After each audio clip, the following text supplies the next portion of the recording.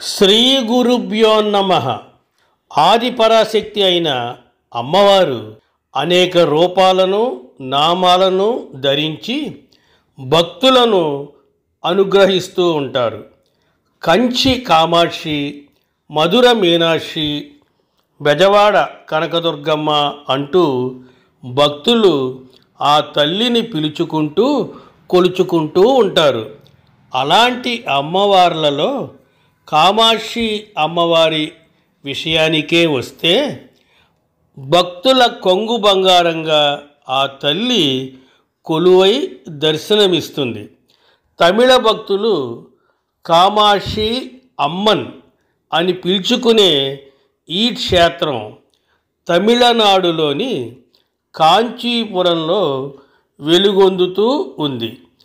కంటి చూపులతోనే తన భక్తులను అనుగ్రహించే కారణంగానే ఆ తల్లిని కామాక్షిగా స్మరిస్తూ ఉంటారు. కంచిలో పృథ్వీలింగం దర్శనమిస్తుంది. కామాక్షిదేవి కొలువై కనిపిస్తుంది. పంచభూతలింగాలలో ఒకటి, శక్తి పీఠాలలో ఒకటిగా ఈ క్షేత్రం మరింత ప్రత్యేకతను సంతరించుకుని కనిపిస్తుంది. అంతేకాదు, కంచి అంతటా కూడా అనేక ఆలయాలు కనిపిస్తూ ఉంటాయి. శైవ వైష్ణవ ఆలయాలన్నీ భక్తులతో కళకళలాడుతూ ఉంటాయి.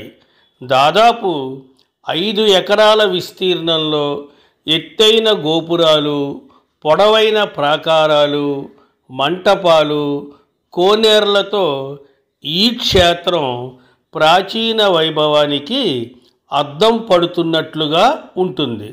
గర్భాలయంలో అమ్మవారు చతుర్భుజాలతో పద్మాసనంలో దర్శనమిస్తూ ఉంటుంది.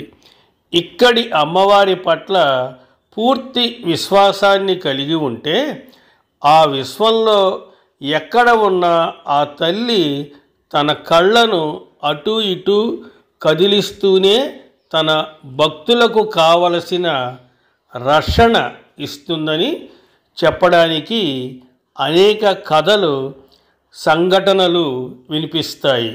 ఒకసారి లక్ష్మీదేవి సరదాగా శ్రీ మహావిష్ణువుతో పరిహాసం ఆడటం వలన ఆమెలో కళ తగ్గిపోయిందంట.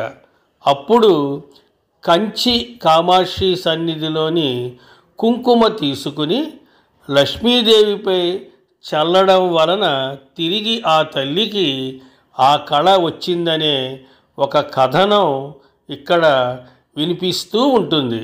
ఇక అలాగే అభిరామ భట్టారకుడు అనే భక్తుడు అనునిత్యం ఆ తల్లి నామాన్ని స్మరిస్తూ ధ్యానంలో ఆ తల్లి రూపాన్ని దర్శిస్తూ ఉండేవాడట. ఒకసారి ఆ ప్రాంతాన్ని ఏలే మహారాజు ఆ వీధిలో వెళుతూ ఒక అరుగుపై కూర్చున్న అభిరాముడిని చూశారు. తనని చూసి కూడా అహంభావం వల్లనే నిలబడలేదని రాజుగారికి కోపం వచ్చింది. కంగారు పడిపోయిన అక్కడి వారు అతనికి మతిస్థిమితం లేదని అబద్ధం చెబుతారు. ఆ మాటలు రాజుగారు నమ్మలేదు. ఆ రాజు ఆయన దగ్గరకు వెళ్ళి పిలవగానే అభిరాముడు ధ్యానంలో నుండి బయటికి వస్తాడు.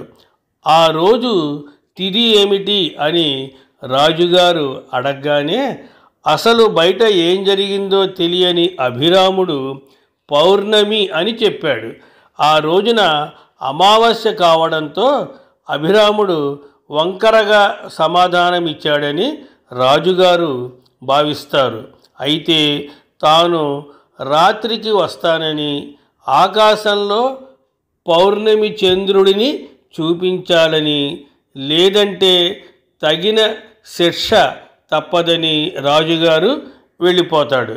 ఆ తరువాత జరిగింది తెలుసుకున్న అభిరాముడు కామాక్షి అమ్మవారి పాదాలను ఆశ్రయిస్తాడు. రాజుగారు వచ్చే సమయానికి ఆకాశంలో పౌర్ణమి చంద్రుడు కనిపిస్తాడు. ఇక మూక శంకరుల వారు ఇక్కడి అమ్మవారి దర్శన భాగ్యం వలన ఆ తల్లిని చేసిన స్తుతినే మూక పంచశతిగా ప్రసిద్ధి చెందింది.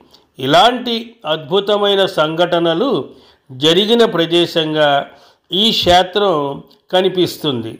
అమ్మవారు ప్రత్యేకంగా ఇక్కడ కొలువై ఉండడానికి ఇలా అనేక నిదర్శనాలు కనిపిస్తూ ఉంటాయి. ఆదిశంకరుల వారు ఇక్కడ శ్రీచక్రం స్థాపించారు. తమిళ మాసాల ప్రకారం ఇక్కడ జరిగే ఉత్సవాలు ప్రత్యేక సేవలను దర్శించడానికి భక్తులు పెద్ద సంఖ్యలో తరలి వస్తూ ఉంటారు. జీవితంలో ఒక్కసారైనా దర్శించగలిగిన క్షేత్రాలలో ఇది ఒకటని చెప్పడంలో ఎలాంటి అతిశయోక్తి లేదు. స్వస్తి, శుభమస్తు.